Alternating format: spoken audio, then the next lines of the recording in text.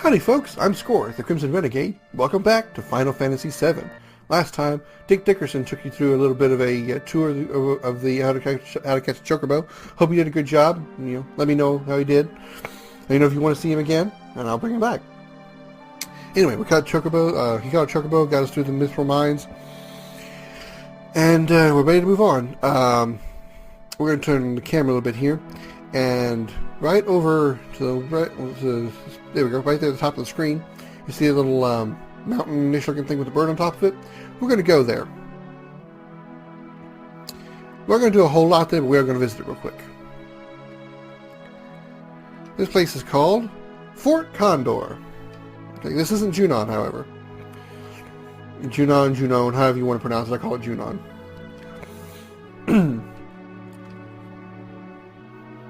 Oh, really?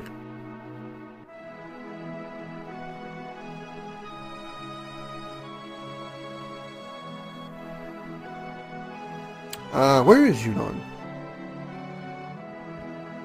North along the coast. Okay. Alright.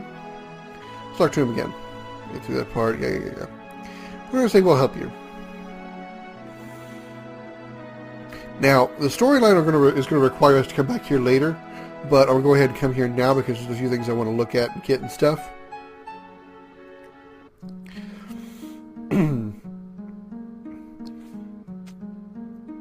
Let's climb this ladder here.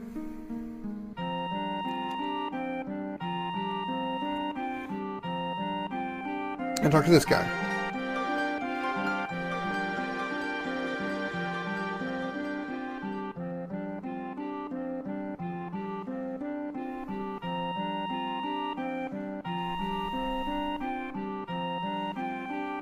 What else would he mean by a battlefield heiress? It's pretty self-explanatory. We did. Sure.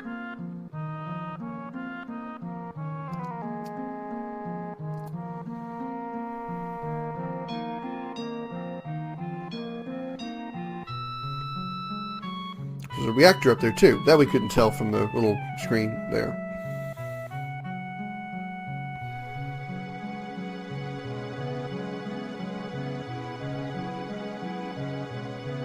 Special materia, huh?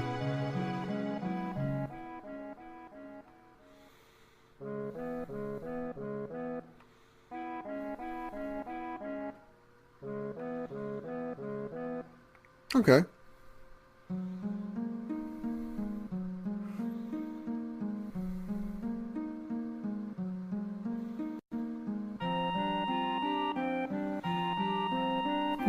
I hired soldiers.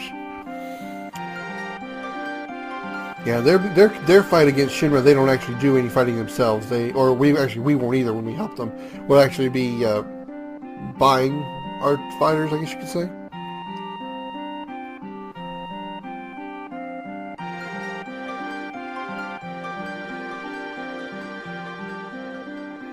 We'll say all right.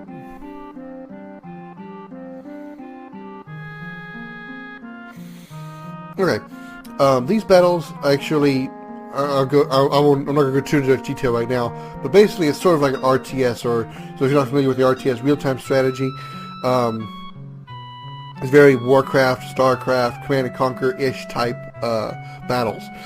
I'm not going to show them off right now, because like I said, the storyline is going to require us to come back here later and do a full-on fight, but I wanted to show this area off because you can come here and do battles with Shinra throughout the game, and many points throughout the game. In fact, there's like several that happen in a very quick proximity, or very quick succession, I should say, starting from right now. And you can get items as you win battles. Now, these items that you get, from what I understand, I've never actually done all the battles myself. From what I understand, these items that you get are nearly nothing overly amazing. I think you get like maybe a potion here, an elixir there, an ether there. You don't get any like awesome weapons. I don't think you get any like awesome armor or any awesome materia or anything like that. I think you just get some basic items. I don't think you get anything truly magnificent in these battles. Maybe a mega elixir if you're lucky. I don't know. I don't actually know what the entire list is. I don't exactly know how often you come back here for fights. I do know a few points, but I don't know all of them. So, like I said, I'll show off an actual fight later. But I wanted to actually just talk to him so I can come up here to the item shop and see if they've got anything good.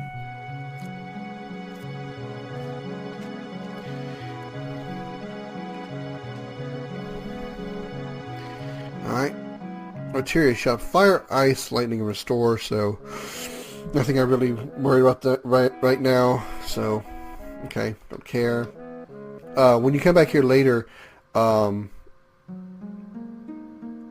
you get their stock changes and you get a lot. They have some pretty good stuff actually.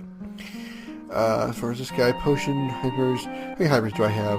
Down to one hyper. Okay, I want several of these hypers. I want to keep these. I want to keep myself stocked in hypers so I can keep characters that I want to work on limit breaks. I want to keep them up.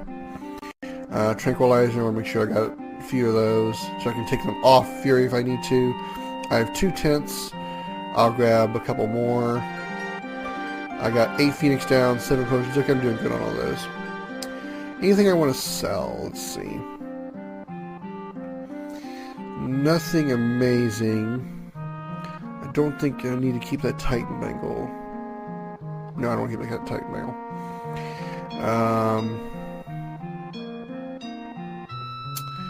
Okay. I'll resort my items in a minute. Nothing in materia I want to sell. Definitely keep that chocobo materia, the chocobo lure materia, because you will need it later on for catching chocobos and being able to keep them. Like, you actually keep a chocobo, not just jump on them, ride them, and then you have to get off them again. You can't actually eventually keep chocobos. It's not really a storyline spoiler, because, I mean, eventually we're going to be going back to the chocobo ranch, and you can actually, it's an optional thing, but you can get chocobos and keep them. So I'm not going to sell the chocobo lure. Okay, that's enough for now. No. Okay, go down. There we go. Alright. As you go down here and rest and save, I'm not going to worry about either one of those, because I can save right outside. Actually, I do want to rest. I'll go ahead and get all my HP and MP up and everything. Well, hang on. Yeah, I'll go ahead and rest real quick.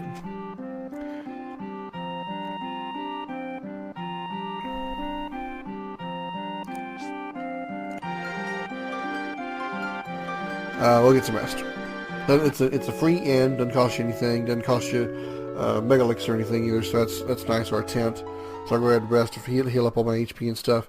Hopefully I didn't lose my my fury statuses.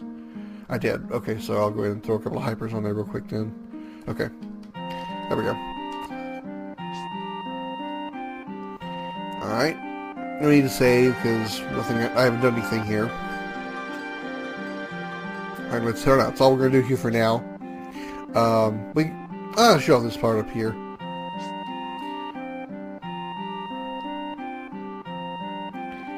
You can go up here. This is actually where you initiate the battle. You go up these stairs here. Go up the stairs, Cloud. Go up the stairs, Cloud. Go up the stairs, Cloud. That's a good boy. Apparently the blonde from Elena has seeped over to him, too. Okay, we can't go out this door, I don't think. All we can do is jump up on this thing and look out through here. You can see there's the condor and there's the egg. Somewhere up there is supposed to be the reactor. I can't say where, because I don't see it. But you would talk to this guy, and he'll give you some some tutorials and tips on how to do the battle that you have to deal with here at Fort Condor. And you can give him some money to help support his own troops and stuff. And I'm not going to bother going through all that because there's really no need to.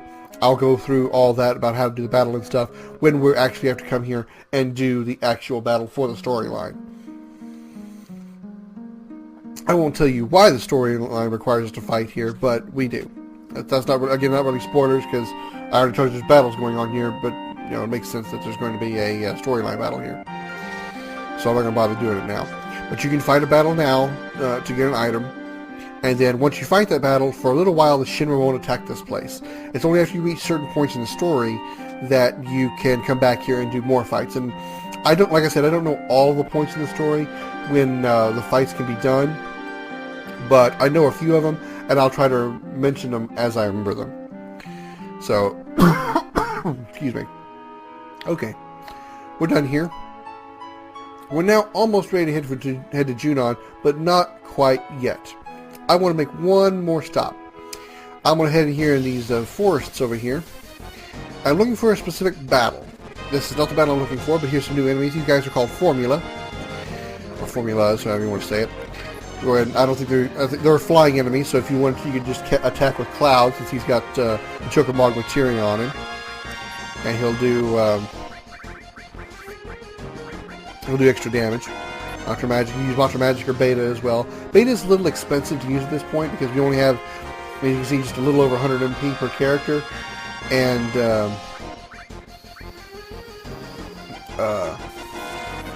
Beta costs like, I think 36 MP, which is actually quite a lot at this point in the game. So it's actually a very expensive skill. So while it is very powerful and very worth it, it's a little too expensive sometimes. Especially when Matra Magic is much cheaper and usually does the trick. And the reason that Eris is missing so much is because she's infuriated. And again, like I've said before, with Fury, your attack accuracy is down. That includes magic as well. Your magics can miss as well. Alright, let's go ahead and heal up here. Let me go ahead and range items too. I forgot about doing this.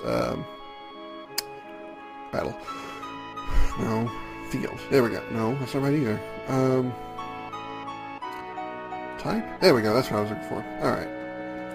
High potion on these two. Regular potion on him. I could use the high potion as well. Oh well. Good enough. Also, these forests, there's a lot of time. There's a group of enemies called Capper Wires, and I'll point them out to you if I find them.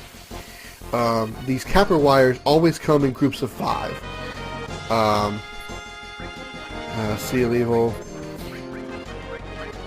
These Capper Wires always come in groups of 5, and that's also good for trying to gain limit breaks that require you to get a certain number of kills. So you can search around these forests, and you'll get either these 3 formulas, or the 5 or 6. There's a large group of Capper Wires that you can deal with, that you can kill as well to learn those limit breaks. However, the mithril mines are much more reliable for getting high number of enemies, because there's sometimes when you get attacked from behind by Capper Wires.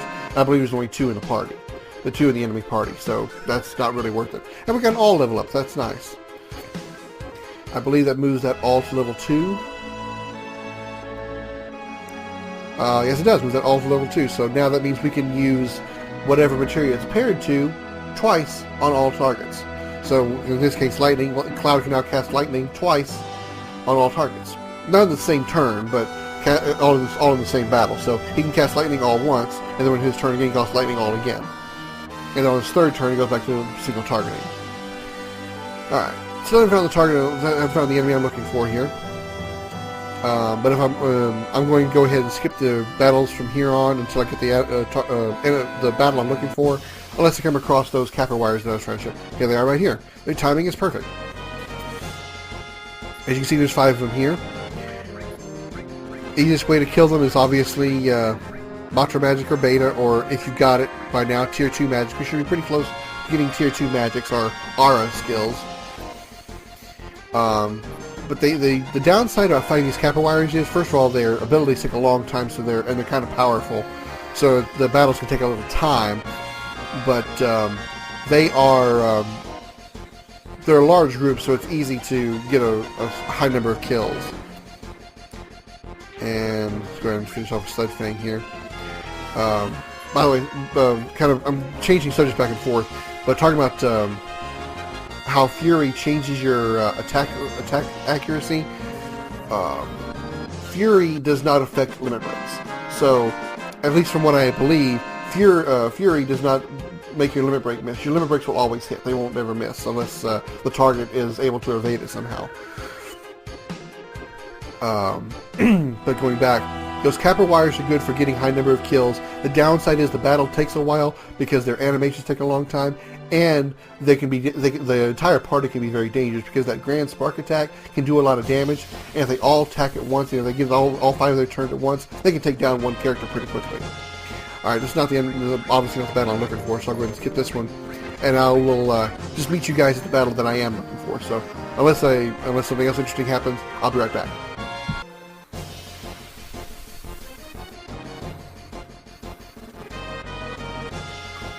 Ah, here's a fight I'm looking for. Alright, this character is called the Mystery Ninja. So just nothing really special about it, just completely go all out on her. Nothing you don't have to worry about, I don't think you can steal anything from her. She'll cast a few skills that are mildly weak.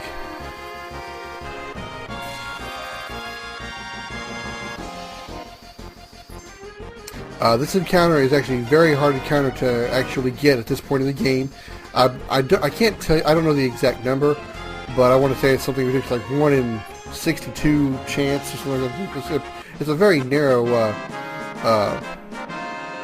very small, slim chance of actually encountering this particular battle, this particular enemy, at this point in the game, this early. Now later on in the game, the chances of encountering her increase, they get better. But this is actually the earliest you can actually get her, is with just or encounter this battle, this mystery ninja. At this point, heading toward Junon, and what we're heading for, what you're looking for, is those hunks of green that look like mounds of just green. Those are supposed to be forests. That's what you're going to. That's what you're going through. You're going to go through those forests and just kind of be a little persistent. Just stay there, fight, and eventually you'll come across the mystery ninja. If you're running low on time or something, you don't have to worry about it. You can get her much later in the game, and like I said, as the game progresses, each forest, you only encounter her in a forest, by the way.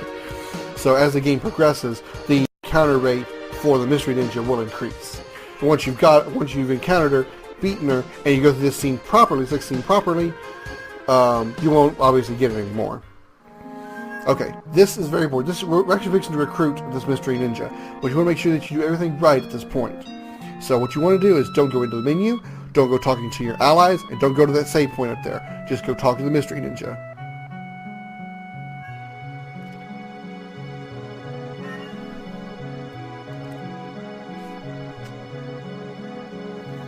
Say not interested.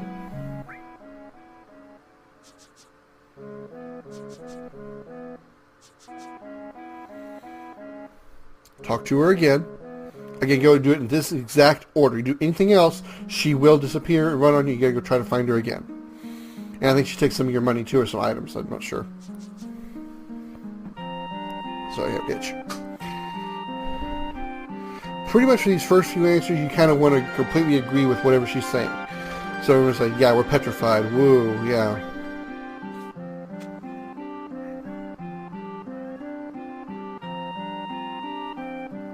Also apologize if you hear a slight buzzing in the background or what sounds like a fan going. I do have a little fan under my desk going. It's kind of warm in here, so I've got a fan going on under my desk trying to keep myself cooled off.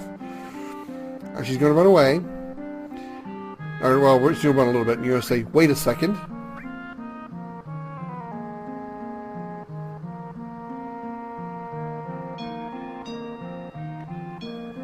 You say, that's right.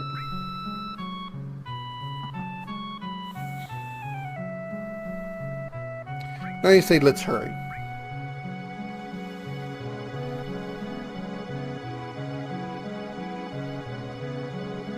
And this is Yuffie. This is the, I got an achievement. I got an achievement unlocked. We actually unlocked Yuffie, or recruited Yuffie. So I got the achievement for that. And I'm going to keep that name, of course. This is the Yuffie you see in Kingdom Hearts as well, so it's kind of nice. This is an optional character. You can go through the entire game and never recruit her at all. But I want to go ahead and do that because I'm going to get nearly all the optional stuff done in this game. Now that you have recruited her... Good morning, Sarah. Once you have recruited Yuffie, you'll never encounter the Mystery Ninja again. One thing I didn't show, I'm going to go ahead and show real quick on screen as I'm explaining this, is while I was hanging around in this forest here trying to find Yuffie, I encountered those formulas that I showed you, those big blue birds. You can actually steal a weapon for Yuffie from those formulas.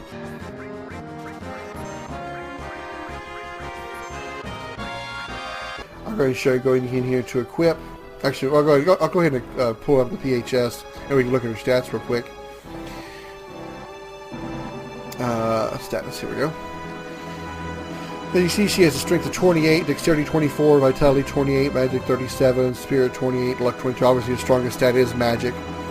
Now, she is supposedly supposed to be a thief of the game, but as I've explained before, there really isn't any specific stealing stat. I mean, it's supposed to be based on level, I believe. Her attack is actually not too bad. Her weapon is actually not too bad, and it is ranged. So whether she's in the front row or back row, she will, or the enemies in the front or back row, the damage she deals will be the same regardless as far as her physical attack. She comes with only one materia, and because I said she's a thief, obviously that one materia is steal. Oh, it's throw. Okay, my mistake. I thought she came with a steel materia. Anyway, well, unfortunately she comes with a shitty materia. This throw materia, to me, is absolutely useless. What throw does, it allows you to take items that you can't normally use, specifically like items other than potions, phoenix downs, and that sort. Specifically weapons and armor, I believe. Weapons and armlets. And you can actually throw them at enemies and do damage to them. I don't see the reason for that. I don't see the need for it. I think it's kind of silly. It's a waste of money, in my opinion, because you throw away a good weapon that could be worth a few gil. I really don't see the point of this ability. And then, of course, when it levels up to level 2, it goes to an even worse ability called Coin, where you literally throw gil at the enemy. You just choose the amount of gil you want to throw, and you throw gil at the enemy. The more gil you throw, the more damage you'll do. So it's obviously more of an in-game skill where you already have all the weapons and armor and everything you need, all the items, and you don't really need to worry about money. If you've got a shit ton of money, I guess that's the gift thing that's useful, because you can guarantee a maximum hit of 99.99 every time, because you can't go over that damage limit. But I guess that's an okay ability then, but I don't know. I really don't see the point of it, so I'm not going to use it. He comes with a carbon bangle, which I think is the strongest armor we can get at the game at this point.